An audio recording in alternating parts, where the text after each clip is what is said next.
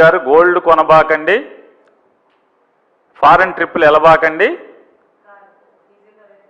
కార్లు వేసుకు తిరగబాకండి, అవసరమైతే పబ్లిక్ ట్రాన్స్పోర్ట్లోనూ ఒక కారులో 3-4 కలిసి వెళ్ళమని చెప్తున్నారు. అంటే నాకు దేశ ఆర్థిక స్థితులు నాకు తెలియదు కాబట్టి మోడీ గారు అనుభవజ్ఞుడు, ఇప్పటికి 12 ఏళ్ల నుంచి ప్రధానమంత్రిగా చేస్తున్నారు కాబట్టి ఆయన మంచి చెప్తున్నాడేమో, నిజమే చెప్తున్నాడని నేను అనుకుంటున్నాను. అనుకుని నేనేది ఏంటంటే, మోడీ గారు ప్రధానమంత్రి గారు మీరు ఈ రాష్ట్ర ప్రజల్ని మీ మంచి ఆలోచనల్ని లేకపోతే మీ సూక్తుల్ని ఆలోచించమనే బదులు అయితే ఆచరణలో పెట్టమనే ముందు మోడీ గారిని కూడా ఢిల్లీ నుంచి అన్ని చోట్లకి రైల్లో వస్తే బాగుంటుంది, ఆయన కూడా కమర్షియల్ ఫ్లైట్లో వస్తే బాగుంటుంది. మోడీ గారు ఎవరైనా ఏ పాలకుడైనా గొప్పోడు ఎప్పుడవుతాడు? నీతులు చెప్పినప్పుడు ఆచరించాలి. ఆచరించినప్పుడు మాత్రమే ఆ పాలకుడు గొప్పోడు అవుతాడు, ప్రజలు కూడా ఖచ్చితంగా ఆచరిస్తారు. అలాగే ఆయన నిన్న పవన్ కళ్యాణ్ గారింటికి, డిప్యూటీ సీఎం గారింటికి, అట్లాగే de facto chief minister Nara Lokesh Naidu గారింటికి, chief minister Andhra Pradesh chief minister గారు చంద్రబాబు నాయుడు గారింటికి. ఇక్కడికి ఒక విచిత్రం ఏంటంటే, రాష్ట్ర ప్రజలకి ప్రపంచంలో ఎక్కడా ఉండదు. ఒక రాష్ట్రానికి ముఖ్యమంత్రి, ఒక రాష్ట్రానికి ఉప ముఖ్యమంత్రి,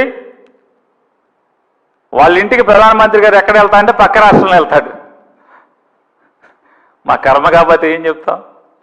ఈ దేశ ప్రధాని ఆంధ్రప్రదేశ్ రాష్ట్ర ముఖ్యమంత్రి ఇంటికి, ఆంధ్రప్రదేశ్ రాష్ట్ర ఉప ముఖ్యమంత్రి ఇంటికి పక్క రాష్ట్రంలో, పరాయి రాష్ట్రంలో వెళ్ళే పరిస్థితి అంటే సేమ్ యాజ్ ఇట్ ఈజ్. ఎట్లా ఉందంటే, ఇన్నాకడ మీకు ఒకటి చెప్పడం మర్చిపోయాను. అమరావతి మొత్తం కూడా అద్దె రాజధాని.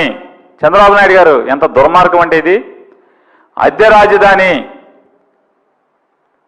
సచివాలయంలో మీరు అమరావతి అంటే ఏదైతే ఇప్పుడు సచివాలయం మీరు ఎన్నో అంతస్తులు కడతా అంటున్నారు కదా, అందులో పెట్టేటువంటి ప్రతి ఆఫీసు కూడా, ప్రతి డిపార్ట్మెంటు, అది ఇరిగేషన్ డిపార్ట్మెంటా లేకపోతే రాష్ట్రంలో ఉన్నటువంటి 30-40 డిపార్ట్మెంట్లు, ప్రతి డిపార్ట్మెంటు చీఫ్ సెక్రటరీ కానీ లేదా హెచ్ఓడి కానీ అందరూ కూడా ఆఫీసులకి సిఆర్డీఏకి అద్దె కట్టాలనేది చంద్రబాబు నాయుడు గారి ప్రభుత్వం చట్టం చెప్తుంది. సిఆర్డీఏ చట్టం చెప్తుంది, ప్రభుత్వ జీవోలు చెప్తున్నాయి. అంటే అమరావతి పూర్తయితే ఒకవేళ దాన్ని ఓపెన్ చేసి ఆఫీసులు అక్కడికి వెళ్తే ప్రతి డిపార్ట్మెంటు అద్దె కట్టాలి. అది సెల్ఫ్ ఫైనాన్సింగ్. అంటే సొంత ఆఫీసు లేనటువంటి, ప్రభుత్వ కార్యాలయం లేనటువంటి రాజధాని కింద అమరావతిని తయారు చేస్తున్నాడు. చూడండి ఎందుకు మనకి కర్మ. రాజధాని మందంటాడు, కానీ దాంట్లో ఉండేటువంటి ప్రజోపయోగార్థం పనిచేస్తున్నటువంటి ప్రజలకు సంబంధించిన అన్ని ఆఫీసులు అద్దె కట్టాలి. ఏరా అయితే ఉంది పొళ్ళోడు కొట్టుకుంటాకి. మోడీ గారు, మా ముఖ్యమంత్రి గారు, మా ఉప ముఖ్యమంత్రి గారు, అలాగే మా ముఖ్యమంత్రి గారి కుమారుడు ముగ్గురు ఖచ్చితంగా వారం శుక్రవారం హైదరాబాద్ వెళ్ళిపోవాలి. వాళ్ళ ముగ్గురు స్పెషల్ ఫ్లైట్లో వెళ్తున్నారు. వాళ్ళ ముగ్గురిని ఒక కారు వేసుకుని హైదరాబాద్ వెళ్ళమని చెప్పండి. సోమవారం హైదరాబాద్ నుంచి వస్తారు, ముగ్గురిని కలిసి ఒక కారులో హైదరాబాద్ నుంచి విజయవాడ రమ్మని చెప్పండి. మీరు స్పెషల్ ఫ్లైట్లో తిరగకుండా మీరు కూడా కమర్షియల్ ఫ్లైట్లో తిరగండి. మోడీ గారు రైలు ఎక్కి తిరగండి. అయ్యే చెప్పేది. వీళ్ళు చంద్రబాబు నాయుడు గారు ఉప ముఖ్యమంత్రి గారు, అలాగే వాళ్ళ అబ్బాయి గారు బెజవాడ కానీ రాష్ట్రంలో ఎక్కడ తిరిగినా 10 కారులో తిరుగుతున్నారు సార్. అలాగే మోడీ గారు కూడా మీ వెనకాల 10 కార్లు ఉంటున్నాయి, 20 కార్లు, ఒక కారులో వెళ్ళండి సార్.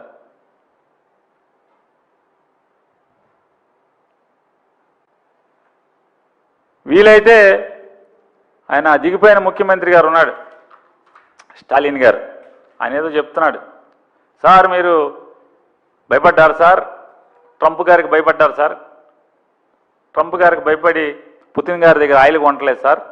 అక్కడ కొనండి సార్, ఈ బాధలు ఉండవు సార్, మనందరం కారేసి తిరగచ్చు, బస్సు ఎక్కి తిరగక్కర్లేదు, నలుగురు ఎదురు కలిసి ఒక కారులో వెళ్ళక్కర్లేదు సార్ అనేమో స్టాలిన్ గారు చెప్తున్నాడు. ఒకవేళ అది నిజమైతే ఒకసారి ఆలోచించమని మోడీ గారిని కూడా రిక్వెస్ట్ చేస్తున్నాం.